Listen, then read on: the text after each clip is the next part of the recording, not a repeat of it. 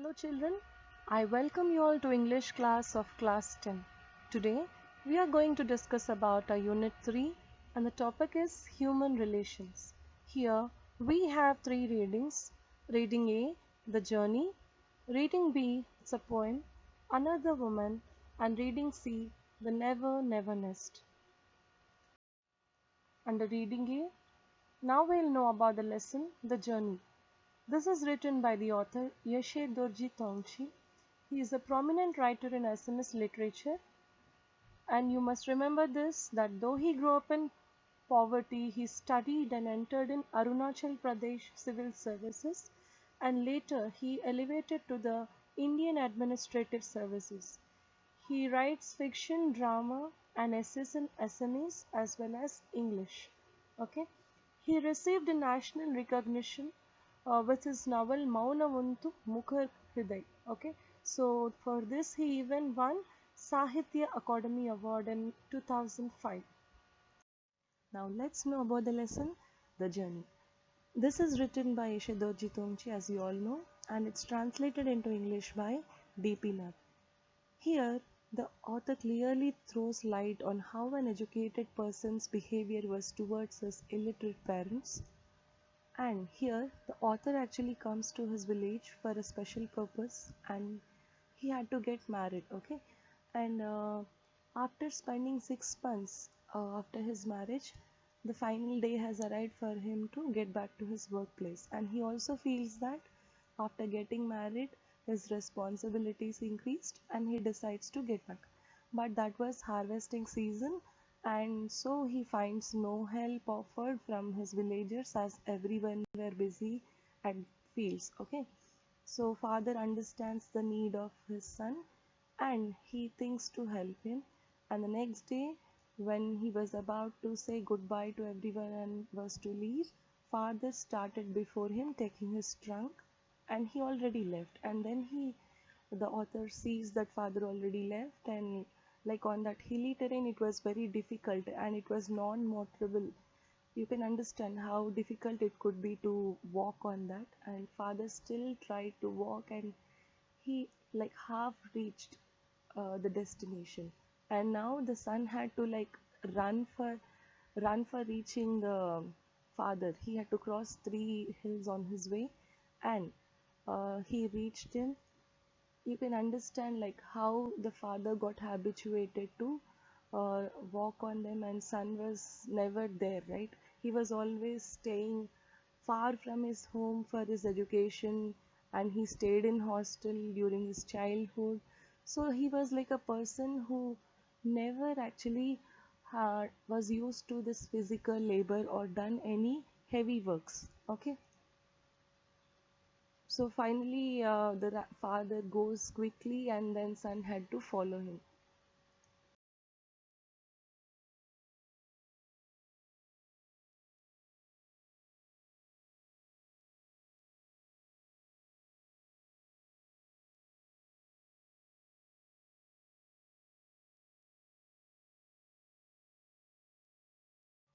So the son, in his way to reach his father, he continued his journey, and once he sat on a rock for a small halt, and then he takes rest, and then they hardly spoke to each other during their journey. They were simply walking beside each other, and they were simply continuing the journey. Okay, so what happens is they hardly spoke, like not even a single word, until they reach a tea shop, and both of them there, after sitting there and having a sip of tea, they exchange words with each other. Like the father asks the son for an old pair of shoes, as it was now becoming very difficult for him to walk on such roads. And then actually the son looks at his wallet, like whether he could spare some money for buying the shoes. Then finally he gives out his hunting shoes to the father, and the father takes them, and both of them now go to the bus stop, and son gets into the bus. It was very comfortable, and like his journey would be surely comfortable. And then the father now wears his shoes and starts his journey to his house. So both of them, like they are in two opposite ways, and they part their ways, and course you can see the difference between how they do this journey. Like son's journey was very comfortable, and again father has to walk back. And now when the father had already started walking back, the son tries to look back at his father from the bus, and the road appears to be like a lifeless rope. Okay, so it was like a rope, and it was a long way to go back to the home. But why did the author did not speak to the father? Yeah, so this shows like a father's responsibility is fine with the son, and he was very proud always towards the son's achievements and all. But never son shared his mind, whatever he thought inside his mind, never he shares with the father. And always he was feeling that he was white collar job owner, but and he never tried to even take the luggage from his father. He had carrying this guilt in his mind continuously. He wanted to ask but never asked, and thought that father was a man, he was used to this kind of physical labor, he can do it, but never he took it. Okay, so children, try not to be like this. Even if we are educated or whatever we are in our lives, we should always try to respect our parents for what they are, accept them, and try to be very humble and polite towards them. Like it takes a great deal, children. It's not easy to bring a family along. Great things that they do for us. It's really amazing. So understand your parents' pains and try not to be so harsh towards them. This is the best moral that we can take from this lesson. Okay. Now let's know about the poem Another Woman by Miss Imtiaz Thakur.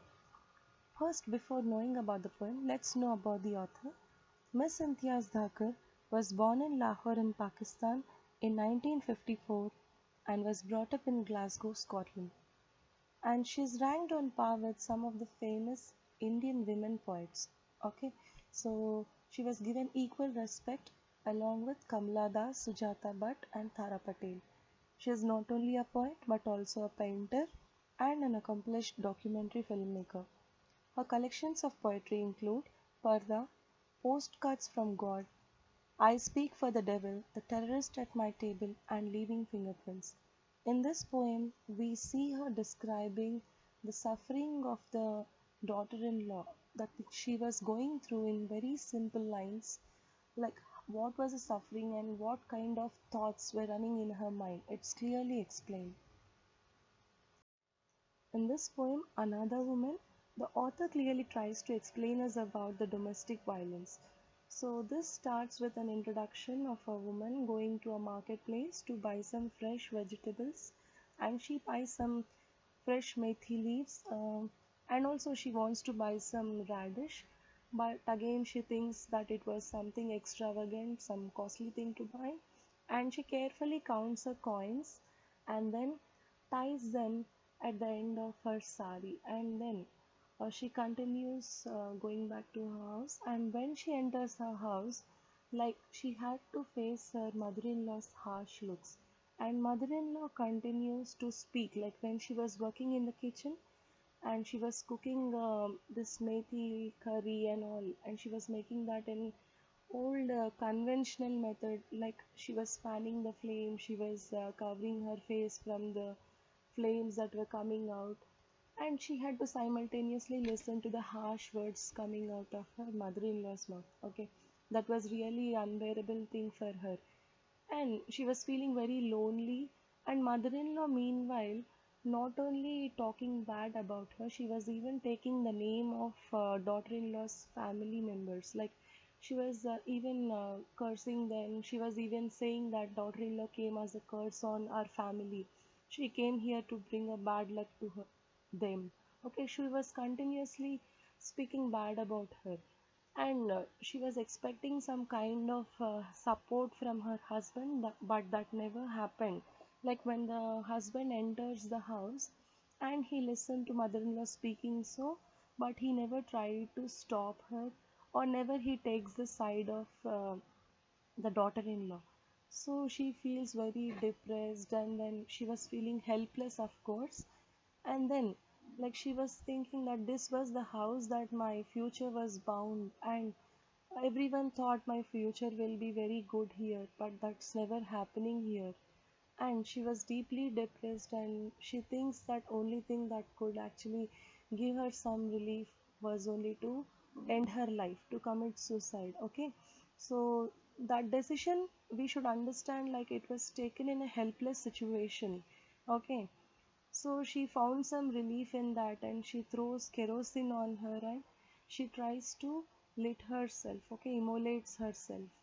And this is something really bad, like whatever the pain that was on her mind, she couldn't retaliate back, or she couldn't talk back or do something. She chose only this as something, as a solution. Okay, so that was really bad, and this is not only happening with one woman in our society. She represents many women of our society and children.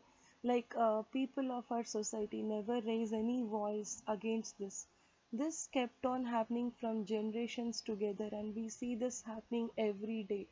Like, this topic is introduced to you to get some awareness in you, and you people are the future generation, and try to voice out whenever you come across such situations, and be a responsible citizen, and try to stop such kind of things happening around you when you come across them in your life. Okay, let's know about the play The Never Never Nest, given under Reading C. The author of this play is Cedric Mount. He is a distinguished playwright of his age. He is the most celebrated one and successful one, and he wrote many thoughtful plays, and especially this one act play is one among them. His plays expose the shams of contemporary society, and he clearly tries to delicately warn them, like what is happening in the society around. And here we have to have a clear idea about the one act play, children. Like, what is one act play? One act play is a brief play. It has two or three scenes, and with a two or three characters roughly, and it is like a single dramatic situation, and these characters are those that we generally come across in our daily life. Okay, and this play generally begin, and they have a kind of a single effect on us. Okay, so this is all about your one act play.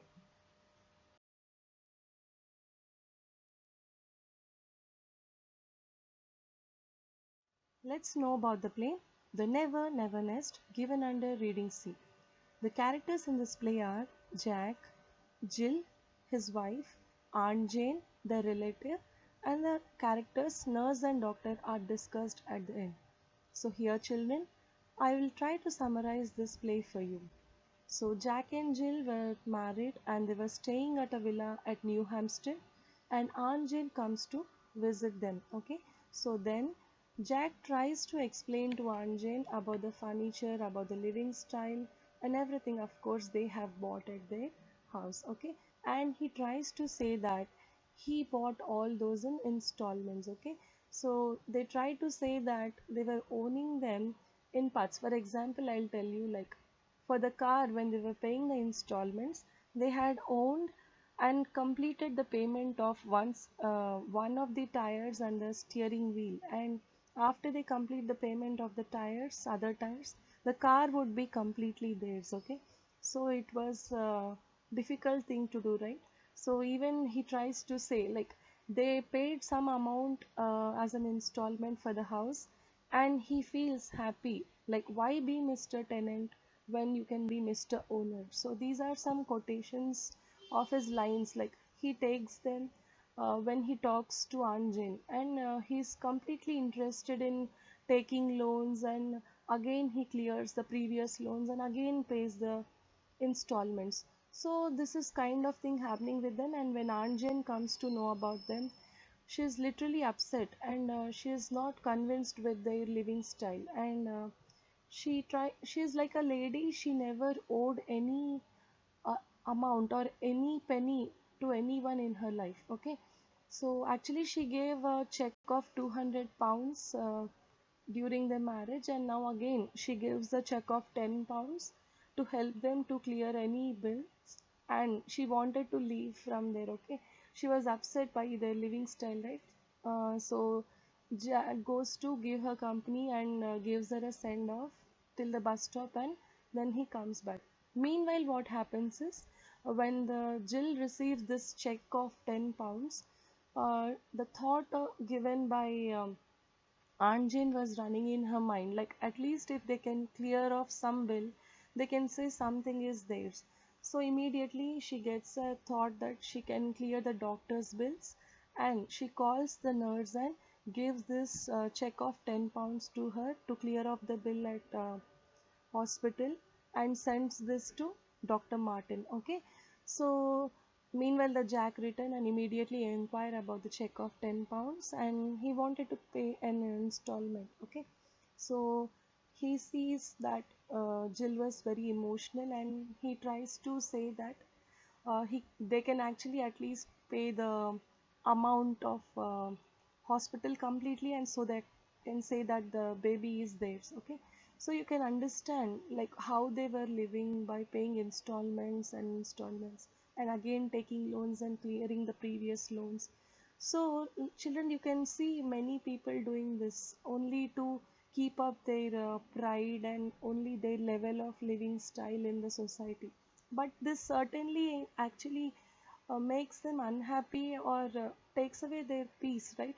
So this is not a good thing to do, and people only do this to show off their living style or whatever. So this play suddenly gives us a thought like this should not be the kind of living style. Okay, this is all about the play, the Never Never Nest. Let's discuss about the vocabulary and grammar given in this unit. Under vocabulary, we have compound words. Compound words are generally two or more than two words coming together to give us a special meaning. So these two are separated words, but they come together to give us a special idea or special meaning. Okay, so you can see these examples, children, like audio visual, copy editor, bus stop, forehead. Here you can see some of the words are hyphenated and some of them are not. There is no big difference, but the words like audiovisual or copy editor, they are with hyphens. So they are hyphenated compounds, and they aid actually for understanding or readability. And bus stop is not having a hyphen and a space it has, so it is an open compound. And forehead is not having a hyphen or space, it is a closed compound. Okay, so there is no big difference between them. They all are compound words, and try to solve some of the examples and sections given under your vocabulary. Okay, and try knowing more about compound words. Now let's discuss about the usage of past perfect under grammar. Okay, so here when we are referring to two past events that happened, so we use some words like before, after, because, and sometimes we are very ambiguous and sometimes not ambiguous about the time that these two incidents happen. So what we do is we refer saying that by the time this happened, that had already happened. So you are using had with one of the verb, and you are using past form V2 with one of the verb when we are using two past events. Okay, so here we see it was 10:20. My father had already left. Okay, so here one of the verb we are using is in V2 form, and the next verb that we are using already left. Left is another V2, but here had left, had plus V3 we are using. Okay, so we are using one verb to be V2 and another to be had plus V3 when we are using past perfect tense. In example 2, finally we reached Dirang.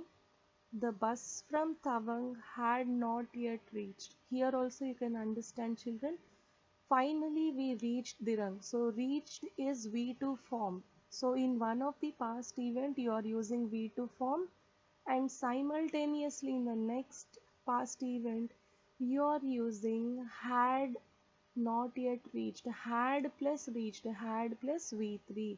So here had plus past perfect. You are using this kind of sentences in the next past event that you are mentioning along with the other past event that had happened. Okay, so try solving the examples and sentences given under this section, then you can have a clear idea about it. Okay,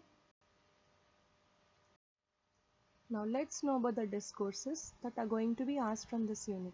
Under major discourses, from reading A, the conversation question is very important. So the father and son's conversation that happens when father asks for an old pair of shoes. Okay, you already know this context, right? So when father is going to ask like how the conversation builds up and how it is going to be carried out and how it ends, you must take care of these details and write in proper way, and the exchanges must be reasonable. Okay, so the next question is a descriptive question. So here, if at all the son wants to change his attitude about the father, like he wants to change himself, reform himself, like how can he change? You can give his thoughts and ideas in this question. Next question is writing an essay on adverse effects of education. Like if at all a person is becoming more and more educated, like how he should keep up his attitude. Here in this lesson we see, as the author was white collar job owner, he had developed a negative attitude towards illiterate people. Okay, so you can discuss all about it in adverse effects of education. And essay writing is very important, as it should have a proper introduction, then supporting statements and conclusion. Try not to give any side headings of introduction, body, and conclusion. Don't give this side headings. Only give your meaning through your lines. Give them in different paragraphs and conclude it properly. Okay, so that will give a clear opinion that you have a good idea about the content to the reader. Okay, then the fourth question is from reading B, writing a choreography script for the poem. Okay, so this is very important question, children. Writing a choreography script is very important, if at all if you want to put this poem as a play on stage, like how you should prepare yourself, what are the instances that are going to be, what kind of set you have to prepare on stage, and what kind of chorus, like how the people come and go when this play is happening, and what are the locations that need to be there when this poem is happening, and which scene comes after which scene.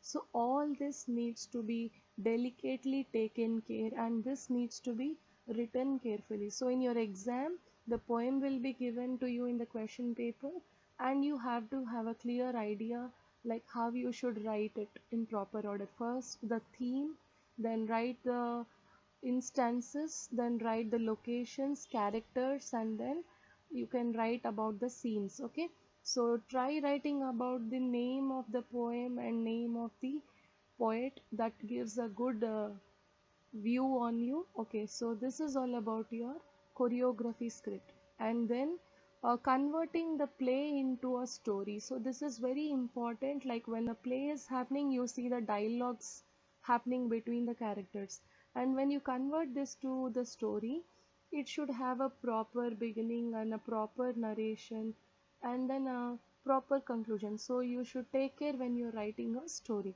Okay, so under minor discourses, you need to know like how you should write a diary entry. So diary entry is always a collection of thoughts of one single day, as you all know this before, and diary entry must have a proper mentioning of details like time, date, day, and everything. Okay, so first you mention that to diary, that's up to you, like you greet the diary, dear diary, that's optional, and then you comment on that day, and then you try to write about that day's feelings and whatever happened during that day, and finally you give a goodbye to your diary. Okay, so you need to end with your name. When you're writing for yourself, you can write your nickname or whatever.